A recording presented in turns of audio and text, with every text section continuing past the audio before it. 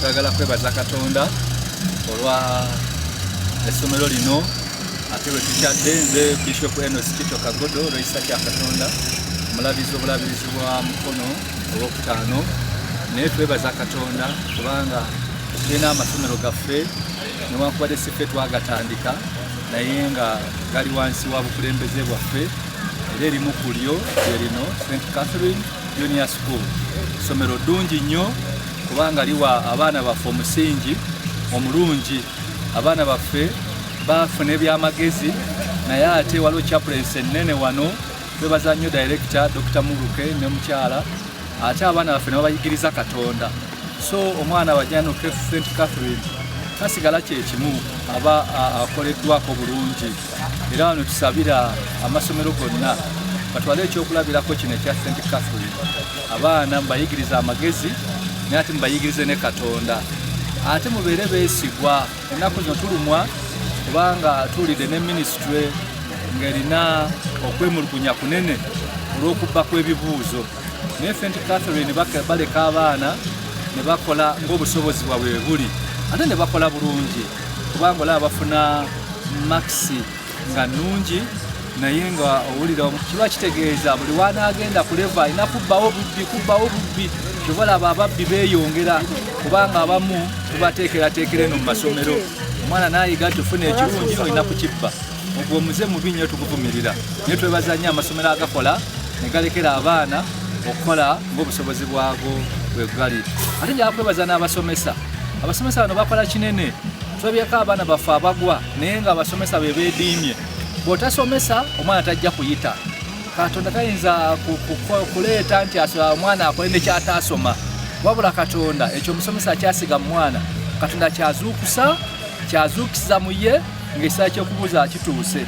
So abasomesa musome.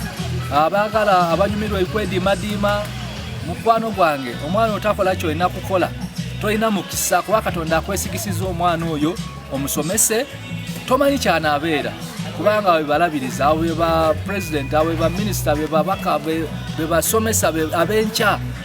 So omwana otakola kikwanidde kukola n'okola ettima kubanga wanyize n'omuntu wanyize n'omusomesa munno wanyize n'editicha ogwo muze nagwo mubi nnyo. Twagala kasokkiriza kyokkiriza okikole bulungi ne Katonda akola bulungi. Kwe kusaba kwaffe n'okwegayirira kwaffe tukozeseza omutwe ogwo guli mu Zabbuli ye-18 onyiwa 35 nti Mukama anyweza obuwanguzi bwaffe ng'atufuukira engabo. Tulabye nga Katonda anywezeza obuwanguzi bw'essomero lino ate era abaddewo okuziyiza obubi bwonna obutayonoona ekyo Mukama kye yateekateeka. Baagaliza omukisa gwa Katonda Mukama abawe nnyo omukisa. Nze Venerable Canon Edward Kironde Balamazi Olw'ekisa kya Katonda Ssaabadiikoni w'Esseta tulwano St. Catherine olwaleero okwebaza Katonda olw'ebibuuzo eby'omwaka oguwedde. Twebaza nnyo Director Dr. James Muruke ne maama olw'enteekateeka eno ennungi kubanga omwaka guba guggwako October tuba mu misinde jangu otusabire Musumba jangu otusabire ebibuuzo bituuse nga bantu bali ku pressure. Bwe bamala okukola ebibuuzo ne bafuna makisi ne bayita oba ne basemba Katonda nga bamusamba eri. Nerebaza ssomero lino kubanga rutiinire buli mwaka tukomawo tujja okubasabira nga beeteekateeka ebibuuzo ate tukomawo okwebaza oba bakoze batya oba bakoze batya kyova buli kiseera bakola bulungi. Sizoni eno abaana nga ebibuuzo bikomyewo baana bagenda mu ssomero aba senior 1 senior 5 abagenda ku university. Mukisa munene nnyo eri abazadde abamu ate omwana omusabira akole bulungi ate bw'ayita n'owulira ng'ofa n'ogamba ye nkoze ntya so nga ate wasaba omwana ayite bulungi. Ekyo kimu ekirala be baana abayise ate munnange ne bamaliriza nga bafudde ng'omwana juzi yatufuddeko kubanga bamuyeyeza kubanga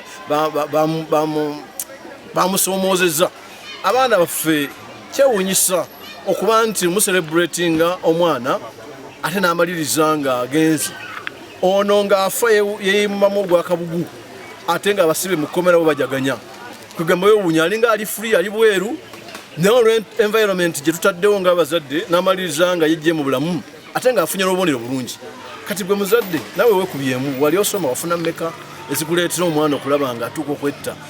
Sinamanya ddala kiki ekituufu ekyaliwo abazadde kye bagamba omwana maama ne taata n'aba sibling okufa omuntu waba afudde weero bannaku nene oluusi oyinza okudda mu maziga g'abantu n'ebiwundu naye embeera yaliwo yatuuka ku mwana ono mbeera nzibu nnyo eyinza okutuleetera ng'abazadde okulongera okulowooza ennyo mu bulamu bwaffe kikyogenda okuddiza eri omwana wo abaana bange bayise mu kusoma ne bansingira ddala bulungi n'abamu lwaki olowooza nti byonna byonna birina kubeera ku ggwe bagambako n'owulira bubi bakugambako tyagala kugambako ffe twakula batukubba emboko n'osigala ng'oli mulamu ate okwatayo ne bakwongera endala mu abaana baffe ali temugumiikiriza obulamu bwe businga obulungi bukuume bulungi mukama wa omukisa ikira abaana abali abutabika nabo mbawulira abagudde eddalu abagudde akazoole olw'environment abaana abali emulaga abalwadde ba kansa amaaso gazibye emimwa gitunudde eno ebirwadde ebyo ebyaffe ebimu abaana babifunye lwe mbeera gye bakuliramu awaka okutiisatiisa okweraliikirira okusoma kufuuse okusoma kugamba n'osoma n'ogamba bannange abaana babakeza matulutulu sawa 9 sawa 10 bumpuguma ku pikipiki babutuzizaako 5 otuoto okumakya nga tuwomera batuwomera gwe omukulu naye tulowooza ku bujja omwana ono omuto atandika obutandisa okusoma lwaki wandibadde owaayo omwana okukeera matulutulu twebaza directa wa St. Catherine akyogedde wano lwatu nti yetakeeza abaana mu ebyo byakusoma baana ba primary si ba university era nagamba ye yasoma PhD naye yezuukira nga saawa emu n'agenda asoma kati wa PhD oba nga azuukuka mu budde obwo lwaki omuto owa primary tukomoire ekisa kya Katonda Mukama atusonyiwe byonna bitusobezza mu maaso g'abaana baffe tabadde kyakulabirako obulamu bwabwe ne bugenda bwe butyo ne James Mulukwe Director St. Catherine Junior School Sonde mulembe guno ngeri gitusomesa abaana waliwo okubateekako ku pressure nga twagala bakola ebyo bye twagala ne twerabira nti bali mu mulembe gwabwe ogutali gwaffe stress ffe gye twali tusobola okuresistinga ba tebagisobola n'embeera gye zibakuliramu ndala nnyo katugeze ennaku zino waliwo competition ya masomero kati bwe tuba tukola competition twerabira nti omwana tetwagala nnyo kukomparinga baana kati bwe batuba tunoonya okusomesa omwana twagala kujjamu ekyo kyo kyali kyetuba tufokasinga ono so si kugamba nti gwebeera ngaoli bwe bavudde obuzibu awo gwe funa ennyanga oli ze yafuna funa ennyo ogende egayaza ogende namagungu egende ebuddo nditeeka abaana ku puresha etayamba singa tufaayo okuzuula omwana kyali ne tumugunjulamu ekyo kyali nekyasoma ne potential ye kyekiyamba omwana aba nga agenda mu nsi eyo nga talina puresha nakumuteekako ebyo byatali ewavudde obuzibu awo abaana ennaku zino kyova olaba nti kyanguyira nnyo omwana oganze bintamye sijja kuddayo kati ennaku zino oba okugamba nti ngenda kweta tewali dakiika agamagamiza obulamu bukooye abazadde banteekako puresha lwaki tetuzuula ki kye bali ne tubisamu mu byayagala omubisiza n'osobola okumusomesa n'afuuka ekintu kyaisapoza awo wali obuzibu awo child psychology ebikanga obulamu bwabwe bali exposed ku bintu bingi obulamu babutwala bwe batyo olwebyo bye balaba ku ntimbe za television bye balaba mu community kati balowooza nti okufa kwangu nnyo okufa kuli kumpi nnyo teacher wange ng'ayogera ekyo bamanyitiza enogo area togeza na kunkiŋŋamba era abazadde abamu with all due respect baatambulira bafuluma gate kubanga nze zisuubiza kyatali ffe wano tukola kye bayita targets omwana tandika naye kuva mu P5 ng'amanyi kyasuubira okufuna mu kubala mu luzungu mwesistinga tugenda tugejinga n'agamba ne omuzadde era batula ne beesekerera n'agamba mami oyagala emu mu maaso naye okusinziira bwentambula okuva mu P5 sijja gifuna era sigisobola namugamba omuzadde we nze nsobola 2 nsobola 3 asobola ennya naye emu tumwaniriza era tumwagala nnyo obutaano buli lwakola exam naye twagala oyo nga akwata ate ne twongerako na kino okumpa obunanga ebintu byonna mu nsi sibisobola nga onyambye eki twagala omwana amanyi okuzannya amanyi drama byonna abikola agateko ne max ze abeera mujjuvu mu nsi has a lot of flowers, as you may know. So much so that to believe in doing the right thing is a risk. You need faith. To believe in doing the right thing in the education sector is a big risk.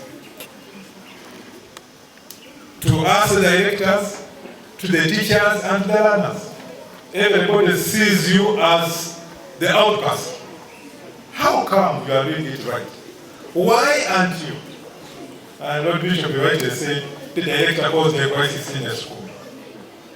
People have approached us, but like the teacher has said, congratulating us for staying the course and making sure the results are right. Because even the other schools joined us. When we get our best as the 6, they also got their best as the 5 and the 6. Minus doing sports, minus doing everything. For us, we did the sports, we did the MODD, we did everything, and got the 6 as our best. So the same lectures, we are very happy. And the parents were very excited. That no wonder. We thought you were leading us the wrong way. But realistically, this is the way to go.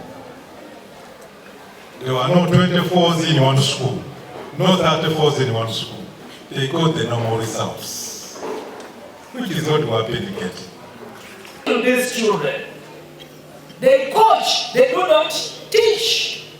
So you find when these people have not really acquired what they had to acquire in their primary level.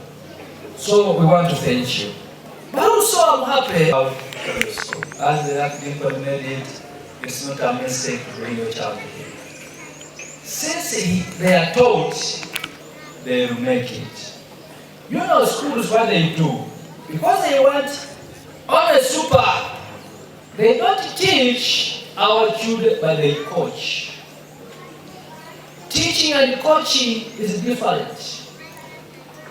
Many schools, they do not teach, but they coach. From young day at Bishop Secondary School, I interact. People comes flying. It's 4, 5, and what have you. And you find a child, a student with 16 in class performing better than that one who came with the those 4. They are good, but when I told the teachers now, investigate why is it like that, they told me, schools, they just look at the marks. And right is those in our hearts. We'll continue with all your soul, with all your mind, and with all your strength. This is the first commandment. And the second is this: you shall love